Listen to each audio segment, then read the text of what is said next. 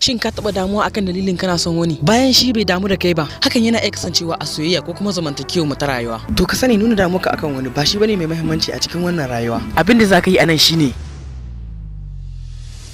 ka saka jari akan ka, ma'ana ka koyi son kanka da kanka. Shine yafi dacewa kai ba damuwa akan wani ba, saboda duk lokacin da son wani ya rinjaye naka to ka samu matsala. Ma'ana sai ka ga mutum yana son wani fiye da kansa, hakan ba daidai bane saboda yana haifar da matsaloli da dama. Matsalolin shi na iya yiwuwa kisan kai, shaye-shaye, hauka da dai sauransu. To kenan kaga ka lalata rayuwarka da kanka. Me ya janyo haka?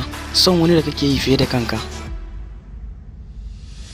Irin wannan soyayya ita ke saka masoya a wani hali a rayuwar da muke ciki a yanzu. Dan haka kada ku shiga wani hali wanda ba za ku iya hidda kanku ba a soyayya. Ina nufi ku gina kanku da kanku, saboda shine zai fi muku kwanciyar hankali a cikin wannan rayuwa. Ya kamata a matsayinka na dan adam ka san darajar kanka da kanka. Kada ka yarda ko ki yarda soyayyar saurayi ko budurwa ta kai ku ga shiga matsala a rayuwarku. Shina iya yiwuwa ka kashe kanka ko ka shiga shaye-shaye ko kuma ka hau gaje. Waɗannan halayen bai kamata a ce rayuwarka ta shiga cikin su ba, in ba Allah da Annabi ba, domin su ya kamata a yi masu soyayya har ta kai ga mutuwa. In dai kai har musulmi ne kuma cikakken musulmi, to hakan ba zai faru da kai ba da yardar Ubangiji, saboda Allah ya ce mu mai da komi a gare sa idan abin wani bakin ciki ya same mu, domin shine zai iya magance mana matsalar mu. Ina fatan kun gane kuma kun fahimce ni. Anan zan dakata a bidiyo na, sai dai mu haɗu kuma a karo na gaba.